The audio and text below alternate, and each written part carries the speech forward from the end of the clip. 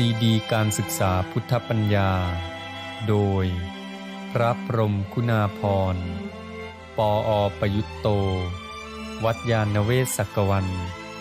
ตำบลบางกระทึก อำเภอสามพรานจังหวัดนครปฐม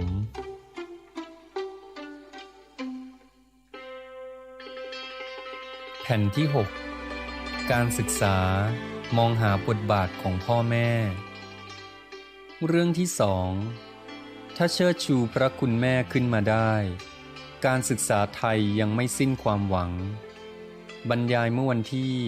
9 สิงหาคม พุทธศักราช 2545ขออำนวยพรท่านนายกสภาสถาบันราชภัฏบ้านสมเด็จเจ้าพระยาพร้อมด้วยท่านอธิการบดีท่านรองอธิการบดีท่านคณบดีและก็ท่านอาจารย์ทุกท่านพร้อมทั้งญาติโยมพุทธศาสนิกชนที่ได้มาร่วมพิธีในวันนี้อาตมาภาพรู้สึกอนุโมทนาเป็นพิเศษในการที่ท่านนายกสภาพร้อมด้วยท่านอธิการบดีและก็โดยเฉพาะที่คณะคือท่านคณบดีได้มาถวายวันนี้เพราะว่าเป็นเรื่องไม่ใช่เฉพาะวันนี้ที่อนุโมทนานี้เป็นการสืบเนื่องจากเรื่องที่เป็นมาเก่าท่านนายกสภาท่านก็เรียกว่ามีเมตตาก็ได้มาที่วัดนี้เคยมาเยี่ยมอัตมาภาพตั้งแต่ปีก่อนๆแล้วตอนระยะที่เตรียมการต่างๆนี้ก็มีความรู้สึกว่าทางสถาบันนี่จริงจังมากท่านคณบดีพร้อมด้วยอาจารย์ประสิทธิ์จรัตนาก็มากันบ่อยๆมาเตรียมการต่างๆรู้สึกว่าตั้งใจจริงมากอันนี้ก็เป็นความรู้สึกซาบซึ้งในน้ำใจแต่พร้อมกันนี้อาตมาภาพเองก็ต้องขอประทานอภัยด้วยที่ว่าตัวเองก็แทบไม่ได้ต้อนรับเลยคือท่านคณบดีมาก็ไม่ได้พบกันเพราะว่าตัวเองก็มัวแต่อาพาธนะความจริงก็พอพบกันได้แต่ว่าทางพระท่านมักจะสงสารว่า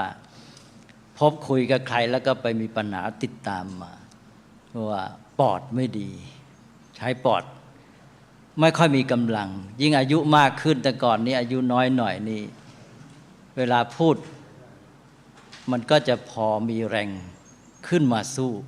แต่เวลานี้พูดไปมีแต่หวิวจะเป็นลมก็เลยต้องขออภัยไว้ด้วยอันนี้วันนี้นอกจากว่าทางฝ่ายทางสถาบันราชภัฏและทางญาติโยมประชาชนก็ต้องขออนุโมทนาท่านผู้ว่าราชการจังหวัดด้วยท่านผู้ว่าราชการจังหวัดนครปฐมก็ได้มีเมตตาเช่นเดียวกันได้มาถือว่าเป็นฝ่ายญาติโยมประชาชนที่ท้องถิ่นจังหวัดนี้มาร่วมอนุโมทนาอันนี้การจัดเตรียมต่างๆเหล่านี้ถ้าหากว่ามีขาดตกบกพร่องก็ต้องขอประทานอภัยถือว่าเป็นเรื่องขาดฝ่ายวัดอันนี้ถ้าพูดเป็นล้อกันก็บอกว่าส่วนที่ขาดนี่เป็นเรื่องของวัดส่วนที่เกินนี่เป็นของราชภัฏแต่ว่าเกินในที่นี้ต้องมองว่าเกินในแง่ดีคือเกินนี่ก็เขาเรียกว่าพิเศษนั่นเองเนี่ยพิเศษนี่ก็คือเกินกว่าปกติเนี่ยอันนี้ส่วนทางวัดนั้นก็ต้องขอแก้ตัวถ้าหากว่าจะมีอะไรขาดตกบกพร่องก็ไม่ใช่ว่าทางวัดไม่ได้เห็นความไม่ใช่ว่าไม่เห็นความสำคัญก็เห็นความสำคัญโดยเฉพาะก็อย่างที่กล่าวเมื่อกี้ซาบซึ้งในน้ำใจของท่านแต่ว่าทางวัดนี่ก็ประการหนึ่งก็เป็นวัดเล็กๆมีพระไม่กี่องค์ที่วัดนี้มีพระอยู่นิดเดียวก็10 กว่ารูปเท่านั้นแหละ นี่ขนาดในพรรษาถ้ายิ่งนอกพรรษาก็ยิ่งน้อยและอีกประการหนึ่งก็คือทางวัดนี่ก็จะให้ความสำคัญกับเรื่องธรรมชาติก็เลยเหมือนกับว่ามาก็ต้อนรับกันตามธรรมชาติกันแล้วกันก็เลยเป็นเรื่องง่ายๆสบายๆเพราะนั้นก็เลยเรียกว่าขออภัยก็เป็นการแก้ตัวไปด้วยแต่รวมทั้งหมดก็คือเป็นการที่ว่าซาบซึ้งในน้ำใจของทางสถาบันราชภัฏบ้านสมเด็จเจ้าพระยาซึ่งเป็นสถาบันการศึกษาที่เก่าแก่ต้องเรียกว่าอย่างยิ่งอาตมาภาพก็ได้ยินชื่อมาตั้งแต่เด็กแต่เล็กเป็นแหล่งให้การศึกษาเป็นสถาบันฝึกหัดครูมาแต่เก่าแก่แต่ก่อนนี้ก็คงจะเรียกโรงเรียนฝึกหัดครูก่อนต่อมาก็เป็นวิทยาลัยครูแล้วมาปัจจุบันนี้ก็เป็นสถาบันราชภัฏก็เป็นเรื่องของวิวัฒนาการทางด้านการศึกษาและก็เรื่องของการจัดการศึกษาของสังคมไทยในการที่ทางสภาสถาบันราชภัฏ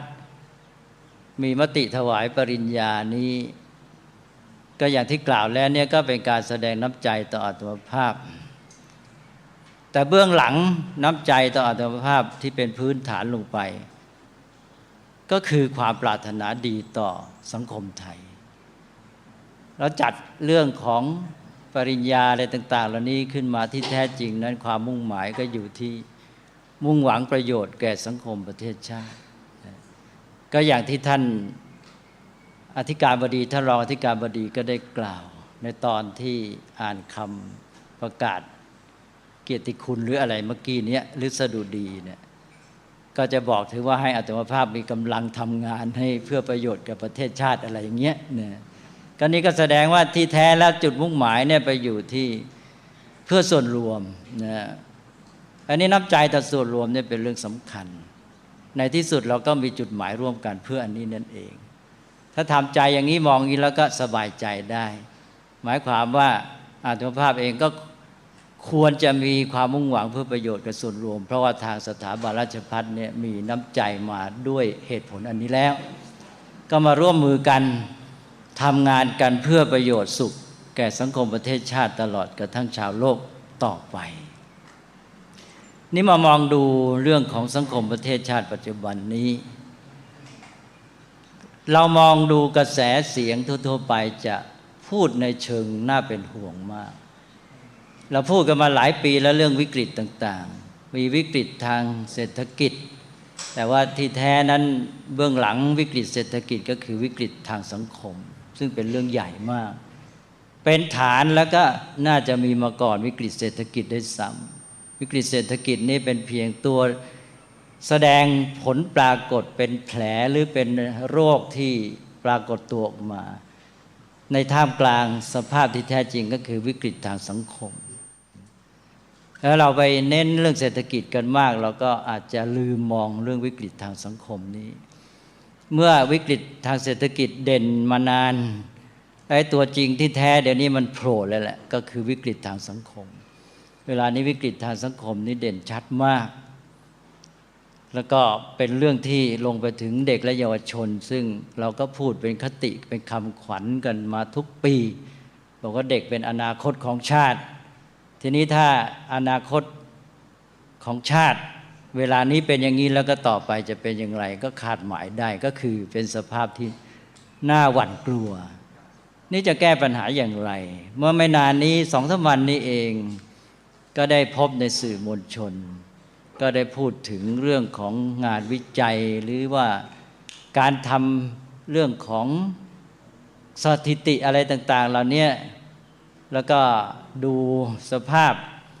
ต่างๆของสังคมเรื่องของค่านิยมเรื่องของทัศนคติเรื่องของคุณภาพของคนมาใกล้ๆกันบอกคุณภาพของด้านการศึกษาของเด็กไทยนี่เสื่อมมากนะทางด้านคุณภาพทางวิชาการก็ตกมากวิชาการต่างๆอ่อนแล้วมาเมื่อวานนี้ก็ได้เรื่องภาษาอังกฤษอีกหนังสือพิมพ์ฉบับหนึ่งก็ลงไปเทียบเวลาไปสอบไปต่างประเทศอย่างพวกโทเฟลอย่างเงี้ยนะ ก็ได้แค่อะไรพอจะจำได้นิดๆหน่อยๆว่าของไทยนี่ต่ำกว่า500เนี่ยซึ่งปกติในอเมริกานี่เขาก็ไม่ค่อยรับอยู่แล้วแค่500ขึ้นไปหลายสถาบันอาจจะต้องรับตั้ง550เนี่ยบางสถาบันก็รับ500เด็กไทยนี่ได้แค่498มีอีกประเทศเดียวที่ต่ำกว่าประเทศไทยจะไม่พูดถึงแต่ว่านอกนั้นในอาเซียด้วยกันนี่เขาสูงกว่าทางด้านสิงคโปร์นี่ขึ้นไปถึง596มากกว่าไทยนี่เกือบ100นี่ก็เป็นเรื่องของการศึกษาเฉพาะภาษาอังกฤษวิชาอื่นก่อนนี้ก็มีพูดกันแล้วเรื่องวิชาทางด้านคำนวณคณิตศาสตร์เรื่องวิชาวิทยาศาสตร์อะไรต่างๆเหล่านี้ก็ล้าหลังเขาไปแม้แต่ว่ามีเด็กไทยที่ไปแข่งขันในระดับโลกได้คะแนนดีๆมาคนไทยก็ให้ความสนใจน้อยคือจะไปสนใจเรื่องของดารามากกว่านี่คือเด็กที่ทำคะแนนดีเป็นเชิดหน้าชูตาทางปัญญาของสังคมเนี่ยจะเห็นว่าสังคมไทยไม่ค่อยให้ความสำคัญเราจะไปให้ความสำคัญข่าวในเรื่องของความเด่นดังเรื่องโก้เก๋ดาราไปอันนี้มันก็แสดงถึงค่านิยมของคนไทยอยู่ในตัว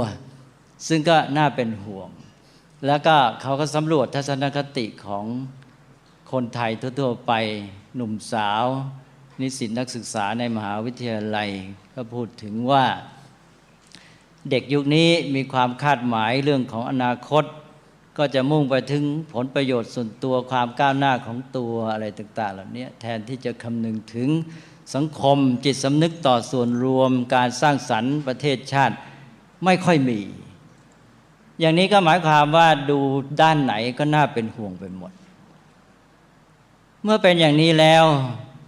ในที่สุดเรื่องก็ต้องมาถึงการศึกษาหนีไม่พ้นเพราะว่าผลที่ปรากฏอย่างนี้จะเกิดขึ้นได้ก็การสร้างคนก็คือเรื่องของการศึกษาฉะนั้นก็กลายไปว่าในที่สุดคนจะต้องมาโทษการศึกษาว่าการศึกษาของเรานี่คงจะต้องมีอะไรบกพร่องนะจึงได้พูดเป็นภาษาเศรษฐกิจแบบที่นิยมปัจจุบันว่าจึงได้ผลผลิตอย่างนี้นะก็เรียกเป็นแบบภาษาเศรษฐกิจเดี๋ยวนี้เขาชอบใช้ภาษาเศรษฐกิจแม้แต่ใช้ทางด้านอื่นๆก็กลายเป็นเอาศัพท์เศรษฐกิจมาใช้วัดด้วยตัวเลขวัดด้วยรูปธรรมนะเป็นปริมาณเป็นอะไรไปหมดอันนี้คุณภาพอย่างนี้เมื่อมาเป็นเรื่องเกี่ยวกับการศึกษาเราก็ต้องมาคิดมาพิจารณากันว่ามันเป็นอย่างไรเพราะว่าสภาพจิตใจของคนอย่างนี้แสดงถึงการขาดการศึกษานั่นเองหรือการศึกษาไม่ค่อยมีการศึกษาไม่ค่อยมีอยู่ในชีวิตที่จริงนั้นการศึกษานั้นเป็นเรื่องของชีวิตความจริงเราต้องการให้การศึกษานั้นมันเต็มไปทั้งชีวิตเลยชีวิตอยู่ด้วยการศึกษามีการศึกษาเรียนรู้ฝึกฝนตนเองตลอดเวลาพัฒนาพฤติกรรมกายวาจาพัฒนาจิตใจพัฒนาปัญญามันต้องไปตลอดเวลาอันนี้มันไปสนองด้านความรู้สึกเสมอด้านปัญญาที่เป็นตัวเอกที่เป็นด้านรู้เนี่ยไม่ค่อยได้รับการกระตุ้นหรือปลุกเร้าหรือว่าส่งเสริมแต่จะมีการกระตุ้นในด้านความรู้สึกเนี่ยมาความรู้สึกก็จะออกในแง่ของอารมณ์เนี่ยความรู้สึกต่างๆสิ่งแวดล้อมต่างๆที่มากระตุ้นเนี่ยขอให้ดูเถอะจะเป็นเรื่องของการกระตุ้นความรู้สึกปลุกเร้าที่ทำให้เกิดสิ่งที่ทางพระเรียกว่ากิเลสพูดสั้นๆก็คือความโลภความโกรธความหลงราคะโทสะโมหะโลภะราคะก็คือความต้องการเอาเพื่อตัวโทสะก็คือการกีดกันทำร้ายผู้อื่นแล้วก็โมหะก็คือความมัวเมาประมาทปล่อยปละละเลยลุ่มหลงเมื่อคนคิดแต่จะเอาเพื่อตัวเองมันก็ขัดใจกับคนอื่นต้องแย่งชิงกันโทสะมันก็ต้องมาแรงทีนี้พอได้ตามใจของตัวเองมันก็ลุ่มหลงเพลิดเพลินติดอยู่ใต้ไอ้ความสุขความเพลิดเพลินนั้นมันก็ปล่อยปละละเลยสิ่งที่ควรทำก็ไม่ควรทำแล้วก็ไม่ได้ทำมันก็มาเป็นกระบวนแหละโลภะโทสะโมหะหรือราคะโทสะโมหะ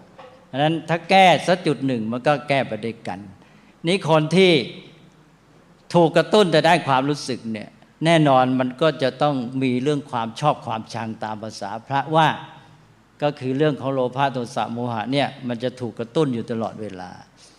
เมื่อถูกกระตุ้นอยู่ตลอดเวลาคิดจะได้จะเอาจะได้จะเอาอย่างเงี้ยอันนี้ปัญญาความคิดมันก็ไปสนองว่าทำยังไงจะได้เพื่อตัวเองถ้าคนอื่นขัดเราก็ต้องคิดว่าทำไงจะทำลายขัดขวางเขาได้แล้วก็ต่อจากนั้นก็ลุ่มหลงมัวเมาปัญญาก็เลิกทำหน้าที่ปัญญาหมายความว่ามาทำหน้าที่แค่เพื่อจะเอาเพื่อตัวแล้วก็เพื่อจะทำร้ายคนอื่นขัดขวางพอจบหน้าที่นั้นก็หยุดเป็นงานของโมหะไปอันนี้ก็เป็นเรื่องของสภาพที่ทางพระท่านเรียกว่าอัตตถปัญญาอัตตถปัญญาแปลว่าปัญญาเพื่อประโยชน์ตนมีพุทธภาษิตบอกว่าอัตตถปัญญาอสุจีมนุสสาแปลว่ามนุษย์ที่มีปัญญาเพื่อเห็นแก่ประโยชน์ตนนั้นเป็นคนไม่สะอาดคือเป็นคนสกปรกนั่นเองดังนั้นทางพุทธศาสนาไม่สรรเสริญนั้นเรื่องของมนุษย์เนี่ยสภาพแวดล้อมเป็นสิ่งสำคัญมากที่เข้ามากระตุ้นอยู่ตลอดเวลานี่ตอนนี้มันเป็นการกระตุ้นได้ความรู้สึกที่ว่ามาสนองโลภะโทสะโมหะนี่ถ้าเป็นความรู้สึกเราจะต้องมากระตุ้นได้ความรู้สึกที่เป็นฝ่ายดีถ้าใช้ภาษาสมัยใหม่ก็เรียกว่าอารมณ์คืออารมณ์นี้มีฝ่ายบวกฝ่ายลบอารมณ์ฝ่ายลบ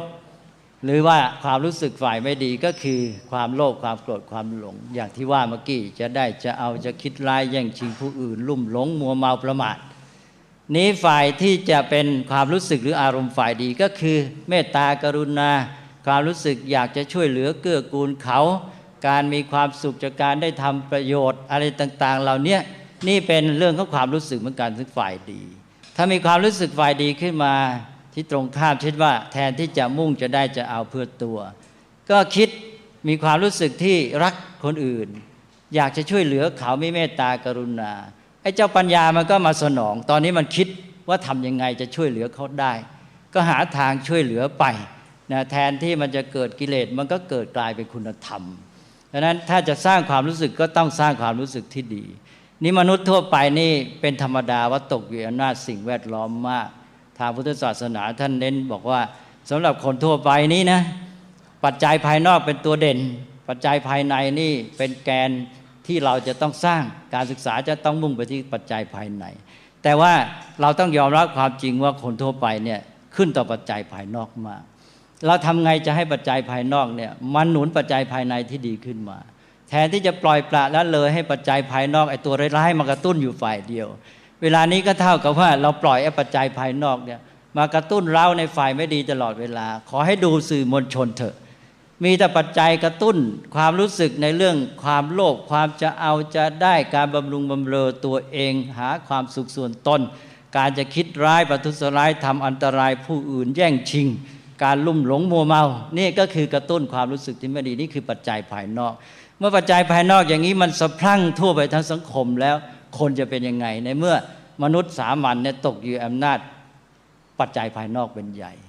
ปัจจัยภายนอกที่ดีไม่มีโอกาสเข้ามานี้เรื่องของการศึกษาเนี่ยมันก็มีปัจจัยภายนอกกับปัจจัยภายในท่านก็บอกว่าปัจจัยภายในเนี่ยเป็นตัวแทนการศึกษาที่เราจะต้องสร้างแต่ว่าจะเกิดขึ้นมาลอยๆไม่ได้ต้องอาศัยปัจจัยภายนอกเมื่อปัจจัยภายนอกมีแต่ไอ้เจ้าตัวกระตุ้น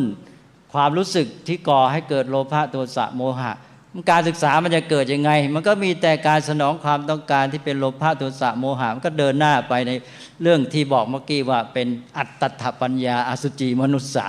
ก็กลายไปว่าคนที่เห็นแก่ตัวนี่เป็นคนสกปรกไปมาสังคมนี้ดีไม่ดีกลายเป็นสังคมสกปรกไปเลยนี่ทำไงเราจะแก้ไขการศึกษาก็ต้องทำหน้าที่ปัจจัยภายนอกให้ถูกต้อง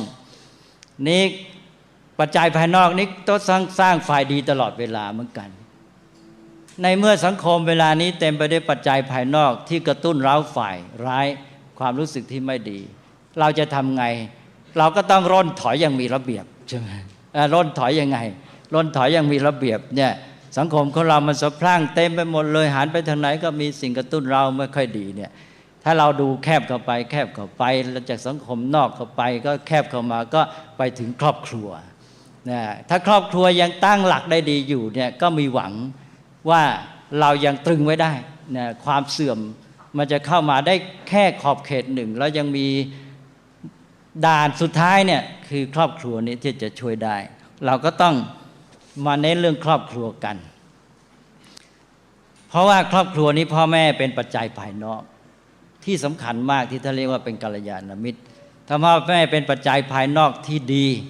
ก็จะกระตุ้นปัจจัยภายในที่ดีงามเกิดขึ้นเช่นความรู้จักคิดเป็นอะไรต่างๆหรือปัจจัยทางด้านจิตใจเรื่องของความมีระเบียบวินัยออกมาทางพฤติกรรมอะไรต่างๆเหล่านี้เราก็ต้องอาศัยปัจจัยภายนอกในครอบครัวอันนี้เวลานี้ก็เป็นเรื่องที่ว่าเราจะต้องมาหาทางช่วยการศึกษาของประเทศชาติสังคมของเราซึ่งคิดว่าเราจะต้องลงมาถึงขั้นพื้นฐานแล้วการศึกษาจะต้องประสานกับบ้านโรงเรียนกับบ้านนี่จะแยกกันไม่ได้และโดยเฉพาะอาจจะต้องเอาการศึกษาหรือทางสถาบันการศึกษาเนี่ยไปช่วยกระตุ้นสร้างกำลังให้แก่ครอบครัวขึ้นมาให้ครอบครัวมันมีอิทธิพลต่อชีวิตจิตใจของคนนั้นอย่างไม่ต้องรู้ตัวเลยเหมือนอย่างฝ่ายร้ายนี่เราเข้าป่าใครร้องขึ้นมาว่าเสือเท่านั้นแหละไม่ต้องไปคิดแหละเลยพอไม่ต้องนึกว่าเสือรูปร่างเป็นยังไงมันจะทำยังไงกับเราไม่ต้องไปคิดเสียเวลาละเข่าอ่อนทันทีเลยเนี่ยหรือมันก็ตกใจวิ่งทันทีอะไรก็แล้วแต่นี่ก็เช่นเดียวกันพระคุณแม่ก็ให้ทราบซึ้งอยู่ในใจลูกเนี่ยฝังลึกจนกระทั่งว่าไม่ต้องมาคิดมานึกแล้วเกิดเหตุการณ์ขึ้นมานี่จะเกิดความรู้สึกถึงแม่ทันทีแล้วก็จะแสดงออกมาได้โดยไม่ต้องรู้ตัวโดยไม่ต้องคิดต้องนึกเหมือนอย่างว่าถ้ากำลังเงื้อมีดจะทำร้ายใครสักคนหนึ่งใครพูดขึ้นมาว่าแม่เท่านั้นแหละให้มืออ่อนมีดหลุดจากมือไปเลยอย่างนี้เราก็ใช้ได้เนี่ยถ้าหากว่า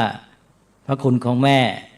ทราบซึ้งถึงขั้นเนี้ยก็จะมีผลต่อชีวิตต่อสังคมอย่างมากแต่น่าเสียดายว่าเวลาเนี้ยเรื่องนี้เรื่องพระคุณของแม่เนี่ยกำลังจะอ่อนกำลังมากแล้วจนกระทั่งว่าบางทีที่น่ากลัวมากก็คือว่าไม่มีความรู้สึกต่อกันแล้วแม่ก็ไม่ได้รักลูกลูกก็ไม่ได้รักแม่ความผูกพันทางใจก็ไม่มีแต่ไม่ใช่หมายความหมดนะก็ยังมีอยู่เยอะแต่ว่า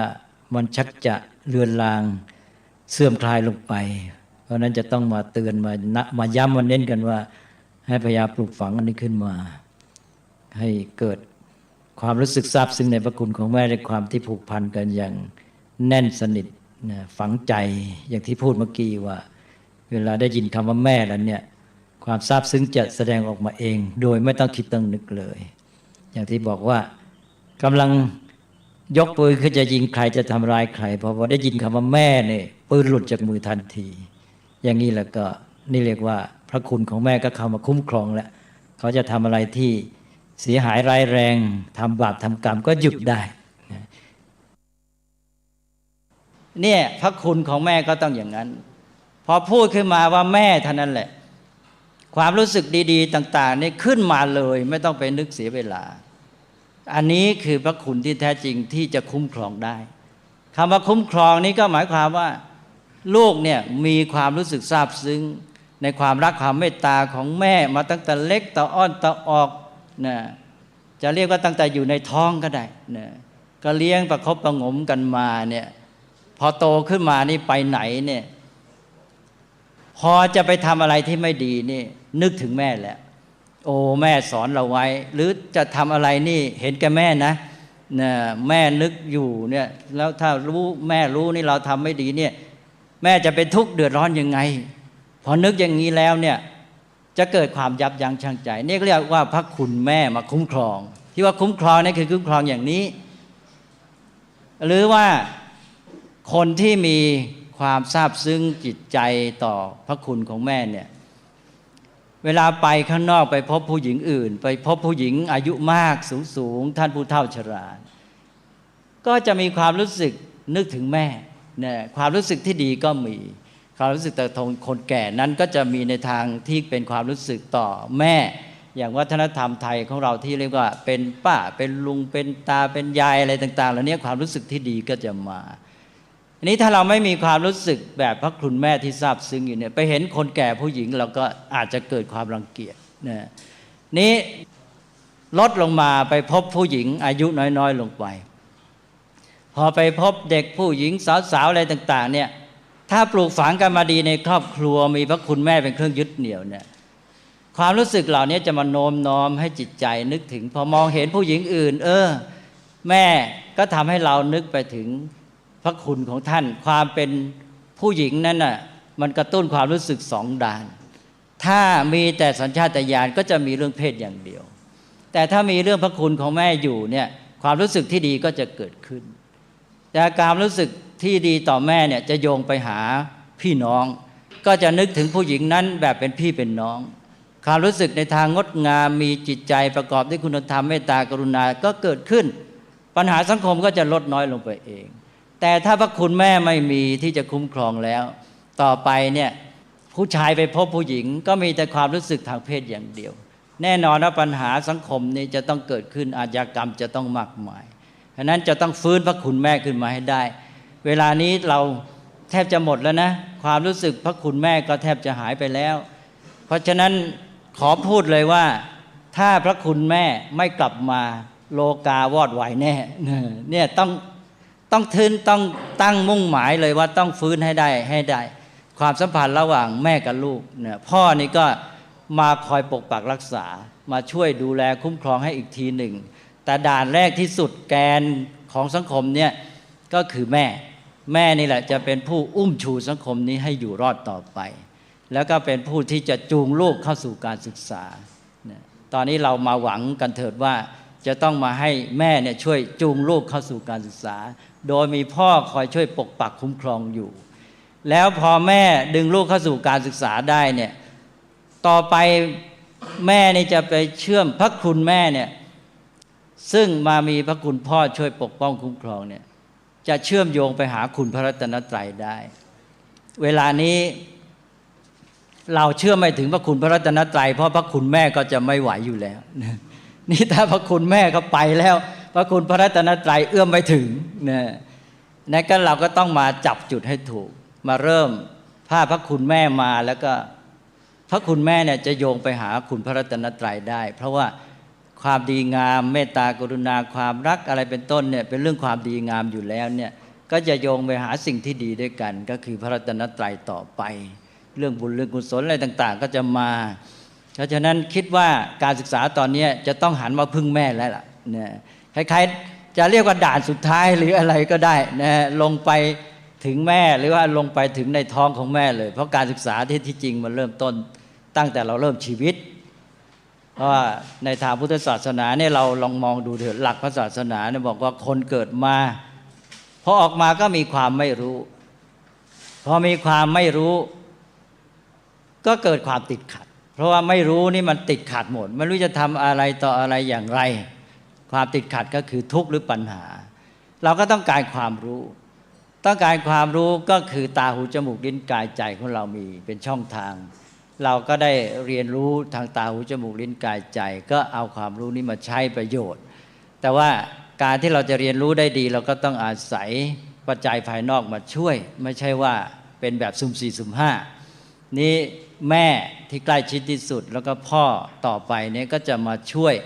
นำลูกเข้าสู่การศึกษาตั้งแต่เริ่มต้นชีวิตว่าจะเริ่มต้นการศึกษาให้ชีวิตเนี่ยดำเนินอยู่รอดและอยู่ดีอย่างไรการศึกษานั้นก็คือการทำให้ชีวิตอยู่ได้ด้วยดีนั่นเองถ้าชีวิตไหนอยู่ได้ดีๆชีวิตนั้นก็มีการศึกษาเป็นชีวิตที่ดีงามตัวเองก็อยู่รอดดีเจริญงอกงามและเป็นชีวิตที่ดีงามเป็นประโยชน์แก่สังคมเป็นชีวิตที่สร้างสรรค์และการศึกษาก็เป็นเรื่องของชีวิตที่ว่าเราอยู่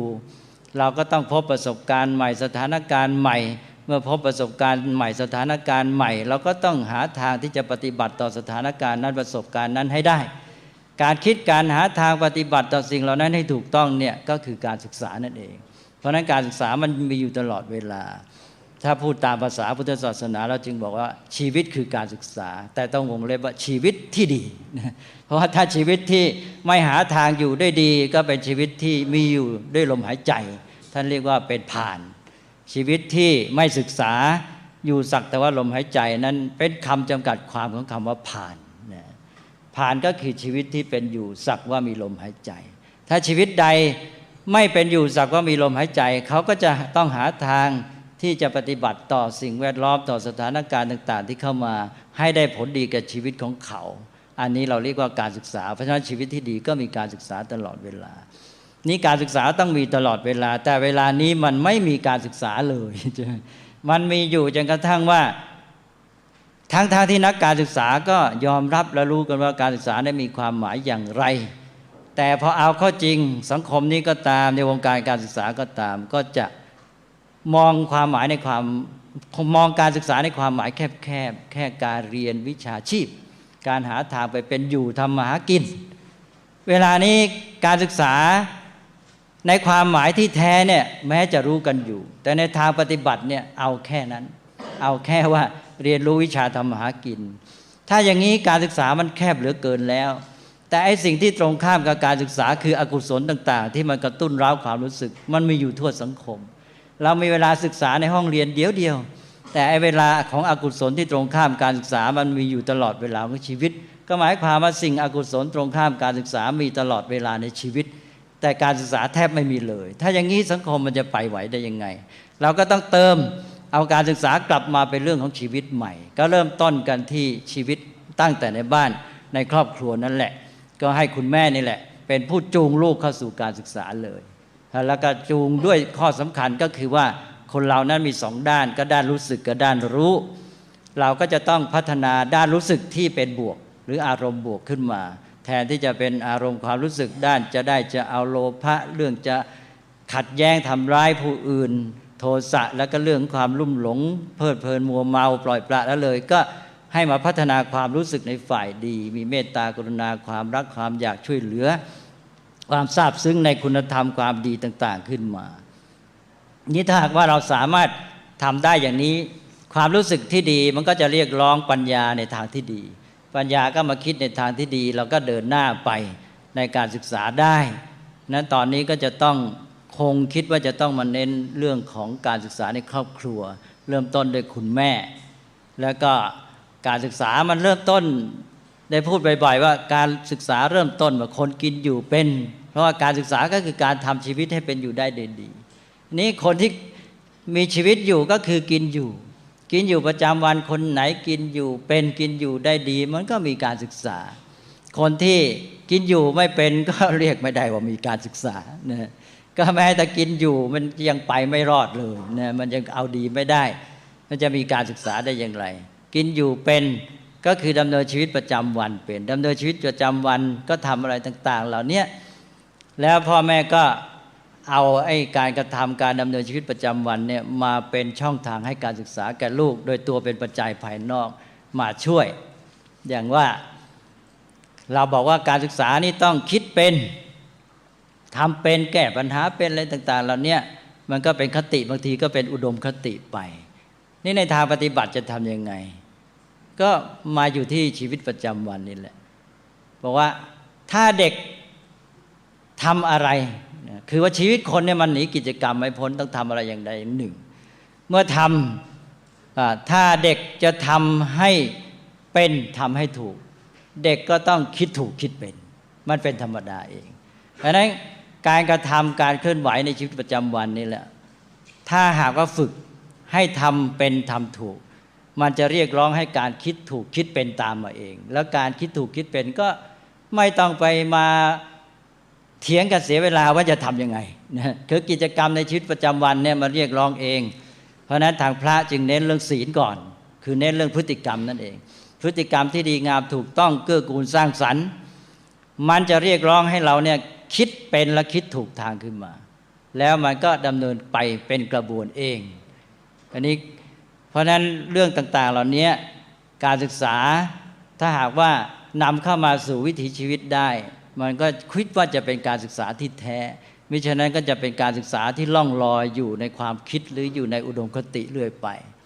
ก็ให้การศึกษาเข้ามาสู่วิถีชีวิตของคนและวิถีชีวิตนี้เริ่มต้นในครอบครัวแล้วก็คนที่ใกล้ชิดที่สุดก็คือคุณแม่แล้วก็เป็นผู้ที่จะจูงลูกเข้าสู่การศึกษาขอให้เราย้อนกลับมาหาต้นเดิมที่แท้เลยก็คือตั้งแต่ในท้องแม่เลยการศึกษาตั้งแต่ในท้องแม่ออกมาแล้วก็เน้นเรื่องพระคุณแม่ ให้พระคุณแม่นี้ตาไปคุ้มครองลูกแล้วพระคุณแม่ก็จะโยงไปหาพระคุณพ่อแล้วก็จะโยงไปหาคุณพระรัตนตรัยและชีวิตก็เจริญงอกงามสังคมก็จะดีต่อไปฉะนั้นในฐานะที่สถาบันราชภัฏนี่ก็เป็นที่หวังของสังคมเรียกว่าเป็นสถาบันที่ประชาชนชาวบ้านหวังว่าจะเข้าถึงชุมชนชาวบ้านแล้วชุมชนชาวบ้านแน่นอนว่าเป็นฐานของสังคมไทยถ้าเราจะให้สังคมไทยของเราเจริญงอกงามดีขึ้นมาได้นี่จะต้องให้ชาวบ้านดีมีการศึกษาให้ได้และนอกจากสถาบันราชภัฏที่เป็นฝ่ายการศึกษาโดยทั่วไปก็คือสื่อมวลชนจะต้องมาร่วมมือด้วยเวลานี้ดูสื่อมวลชนแล้วก็ต้องขอประธานอภัยพูดกันแบบว่าหวังดีว่าเดี๋ยวนี้กระตุ้นความรู้สึกในทางที่ไม่ช่วยชาวบ้านให้ขึ้นมาสู่การศึกษามีแต่ว่าจะช่วยพาออกไปนอกเรื่องนอกทางกันเยอะเหลือเกินถ้าหากว่าเราจะหวังสร้างสรรค์สังคมไทยกันจริงแล้วก็ต้องมาร่วมมือกันนะมาช่วยกันให้สิ่งที่ปลุกเร้าในทางที่ดีถ้าปลุกเร้าความรู้สึกกระตุ้นความรู้สึกฝ่ายดีที่ตรงข้ามกับโลภะโทสะโมหะให้เป็นอารมณ์หรือความรู้สึกฝ่ายบวกให้มีเมตตากรุณาเป็นต้นหรือความคิดอยากช่วยเหลือสร้างสรรค์นี้ให้มากขึ้นแล้วก็กระตุ้นในด้านรู้ให้มากขึ้นอย่าเอาแต่ด้านความรู้สึกอย่างเดียวเพราะว่าด้านรู้ก็คือด้านปัญญาเดี๋ยวนี้จะเอาแต่ด้านรู้สึกไม่ได้เอาด้านความรู้ถ้าเราไม่สามารถเชื่อมโยงความรู้สึกไปสู่ความรู้ได้นี่ปัญญาเกิดไม่ได้เมื่อปัญญาเกิดไม่ได้สังคมไม่มีทางเจริญงอกงามในเมื่อสถาบันราชภัฏเป็นสถาบันการศึกษามหาวิทยาลัยเพื่อชุมชนเพื่อชาวบ้านถ้าเราไปช่วยชาวบ้านได้จริงๆช่วยชุมชนได้จริงๆนี่ก็คือสร้างฐานของประเทศชาติขึ้นไปแล้วประเทศไทยก็จะฟื้นขึ้นมาได้อีกครั้งหนึ่งเวลานี้เราไปหวังจากคนในระดับสูงมากไม่ได้เท่าไรหรอกช่วยไม่ได้มากอาตมาภาพคิดว่าอย่างนั้นนะต้องเอาฐานคือชาวบ้านนี่ขึ้นมาให้ได้แต่เวลานี้กลับหน้าเป็นห่วงแทนที่จะมีการศึกษาแก่ชาวบ้านซึ่งการศึกษานั้นเป็นเรื่องตลอดเวลาในชีวิตกลับมีแต่เรื่องที่ตรงข้ามกับการศึกษาคือไปเร้าอกุศลกันตลอดเวลาเลยแล้วสังคมของเราจะขึ้นมาสู่ความดีงามได้อย่างไรก็หวังว่าเราจะมาเริ่มต้นกันให้ถูกทางเนี่ยอย่างที่บอกแล้วว่าตอนนี้เหมือนกับเราร่นถอยเมื่อร่นถอยลงมาแคบลงมาเข้ามาสู่ครอบครัวมาถึงคุณแม่แล้วแต่ว่ามันเป็นการร่นถอยอย่างมีระเบียบและจะเป็นการตั้งต้นที่ถูกต้องด้วย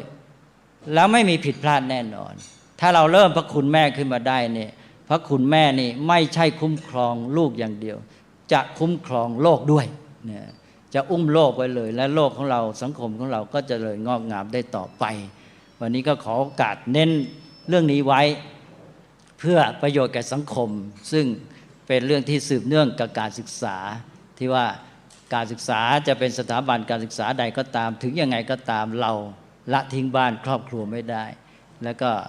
บ้านครอบครัวนั้นก็คือชาวบ้านนั่นเองชาวบ้านชุมชนนี้ที่แท้ตัวเขานั้นก็คืออยู่ในบ้านอยู่ในครอบครัวนั่นแหละจะช่วยชาวบ้านก็ช่วยเขาไปให้ถึงในครอบครัวเลยให้ไปถึงคุณแม่ที่อ้อมท้องเลี้ยงดูลูกอยู่ถ้าหากว่าเลี้ยงลูกได้ดีนั่นก็คือเลี้ยงโลกด้วย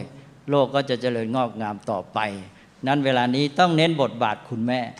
แล้วก็คุณบทบาทในแง่พระคุณของแม่นะให้เป็นคำที่พูดมาแล้วต้องทราบซึ้งจริงๆอย่าให้เป็นคำที่เลื่อนลอย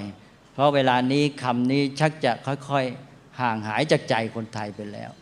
ก็ขอให้คำว่าพระคุณแม่นี้กลับมาทราบซึ้งอยู่ในจิตใจของคนไทยอีกครั้งหนึ่งคู่กับวัฒนธรรมไทยแล้ววัฒนธรรมใจไทยจะฟื้นด้วยถ้าพระคุณแม่ฟื้นขึ้นมาวัฒนธรรมไทยก็จะตามมาเองแล้วก็ความดีงามต่างๆอย่างวัฒนธรรมที่เราเรียกคนอื่นเป็นพี่เป็นน้องเป็นลุงป้าน้าอาปู่ย่าตายายก็เริ่มมาจากวัฒนธรรมในครอบครัวที่เกิดจากแม่จากพ่อนี่แหละในวัฒนธรรมเหล่านี้ก็หมดไปเดี๋ยวนี้คนไทยมองกันไม่เป็นพี่เป็นน้องไม่เป็นปู่ย่าตายายคำเหล่านี้ค่อยๆหดหายไปตามลำดับนั่นก็การศึกษาที่ว่าเป็นเนื้อตัวของชีวิตก็จะกลับมาเพราะนี่คือชีวิตที่แท้ชีวิตที่เกิดเริ่มต้นจากแม่เนี่ยนะบอกว่าการศึกษาเริ่มต้นเมื่อคนมีชีวิตนั้นเริ่มต้นจากแม่ เมื่อแม่ให้กำเนิดมาก็แม่ก็จูงลูกเข้าสู่การศึกษาแล้วก็สถาบันการศึกษาก็มาช่วยกันส่งเสริมสนับสนุนอุ้มชูให้ปัจจัยต่างๆที่จะมาประคับประคองหล่อเลี้ยงก็จะเจริญงอกงามยิ่งขึ้นไปตกลงก็มาสู่หลักพระศาสนาก็คือเรื่องปัจจัยภายนอกกับปัจจัยภายในว่าเราทั้งหลายนี่มาเป็นปัจจัยภายนอกที่ดีเพื่อจะช่วยกระตุ้นให้ปัจจัยภายในของเด็กมันเกิดขึ้นปัจจัยภายในนี่ก็มีมากมายเมื่อเกิดขึ้นเช่น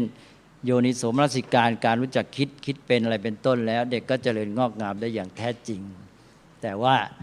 หลักพระศาสนาบอกแล้วว่าคนโดยทั่วไปนั้นที่จะพึ่งปัจจัยภายในได้ทันทีนั้นมันเป็นไปได้ยากนะขอให้เรามาเน้นเรื่องปัจจัยภายนอกการที่เรามีการจัดกระบวนการศึกษามีโรงเรียนมีสถานศึกษานี้ก็คือการจัดตั้งปัจจัยภายนอกขึ้นมาเพื่อจะมาช่วยกระตุ้นให้ปัจจัยภายในเจริญงอกงามนั่นเองท่านจึงเรียกว่าเป็นกระบวนการของกัลยาณมิตรกัลยาณมิตรทำหน้าที่ถูกต้องดีก็จะทำให้เด็กเกิดปัจจัยภายในเช่นโยนิโสมนสิการเป็นต้นรู้จักคิดเองเป็นก็จะพึ่งตนเองได้ปัญญาความรู้เข้าใจเกิดขึ้นก็ทำอะไรได้ถูกต้องดำเนินชีวิตดีงามและจิตใจก็มีด้านความรู้สึกด้านอารมณ์ที่เป็นบวกก็มาหนุนให้ปัญญาความคิดนั้นดำเนินไปในทางที่ดีงามออกมาสู่พฤติกรรมก็เป็นการช่วยเหลือเกื้อกูลกันเป็นศีลเป็นความประพฤติที่ดีทางกายวาจาทุกอย่างก็ดำเนินเดินหน้าไปก็เราก็เรียกว่าไตรสิกขาถ้าได้อย่างนี้ก็เป็นการศึกษาที่ครบองค์จะเรียกว่าองค์รวมหรืออะไรก็อยู่ที่ตรงนี้เองวันนี้อาตมาภาพก็เลยถือโอกาสพูดคุยมาซะยืดยาวนานก็ไปอ่านว่านี่ความมุ่งหมายในวันนี้อยากจะเน้นเรื่องแก่นแท้จุดเริ่มต้นของการศึกษาอยู่ที่ชีวิตเริ่มต้นเมื่อไรการศึกษาเริ่มต้นเหมือนนั้นปัจจัยภายนอกปัจจัยตัวแรกคือแม่เพราะฉะนั้นก็จะต้องฟื้นอันนี้ขึ้นมาให้ได้แล้ววัฒนธรรมไทยเราหนุนอยู่แล้วขนาดวัฒนธรรมไทยหนุนอยู่แล้วเรายังทำไม่ได้อย่างนี้ก็ต้องเรียกว่าเราล้มเหลวที่สุดแล้วใช่ไหมอะไรพื้นฐานตัวเองก็มีอยู่แล้วยังทำไม่ได้เอาและเรานี่ได้เปรียบพื้นฐานวัฒนธรรมไทยก็ดีเรื่องพระคุณแม่นี่ซาบซึ้งตรึงใจยิ่งใหญ่อยู่แล้วมีได้เปรียบอย่างนี้ก็รีบฟื้นขึ้นมาซะทำให้ได้ผลถ้าทำไม่ได้ก็แสดงสังคมไทยนี้หมดสมรรถภาพล้มเหลวเพราะนั้นก็ต้องท้ากันแล้วนะว่าการศึกษาของเรานี่จะทำได้ไหมชีวิตที่เริ่มต้นในครอบครัวที่เริ่มต้นลึกลงไปถึงคุณแม่ที่พระคุณของแม่ที่จะมาค้ำจุนลูกตามคุ้มครองลูกที่ดำเนินไปในโลกเพื่อให้โลกนี้ดำเนินไปสู่ความดีงามและสันติสุขสืบต่อไปอาตมาภาพก็ขออนุโมทนาทางสถาบันราชภัฏบ้านสมเด็จเจ้าพระยามีท่านนายกสภาเป็นประธานพร้อมทั้งท่านอธิการบดีและท่านรองอธิการบดีท่านคณบดีและก็อาจารย์ญาติโยมสาธุชนและทางฝ่ายสาธุชนก็คือนำโดยท่านผู้ว่าราชการจังหวัดนี้ก็ขออนุโมทนาพร้อมทั้งขอคุณพระรัตนตรัยอวยชัยให้พรอภิบาลรักษาให้ทุกท่านเจริญด้วยกำลังกายกำลังใจกำลังปัญญากำลังความสามัคคีที่จะดำเนินชีวิตและกิจการทั้งหลายให้ก้าวหน้างอกงามด้วยความมุ่งหมายอันมุ่งมั่นแน่แน่วที่จะทำการเพื่อสร้างสรรค์สังคมประเทศชาติและโลกนี้ให้เดินหน้าไปในความดีงามและความร่มเย็นเป็นสุขก็ขอให้ความปรารถนามุ่งมั่นนี้จงสำเร็จผลสมความปรารถนาด้วยดีทุกประการและขอทุกท่านเจริญด้วยจตุรพิทพรชัยทุกเมื่อเทอญ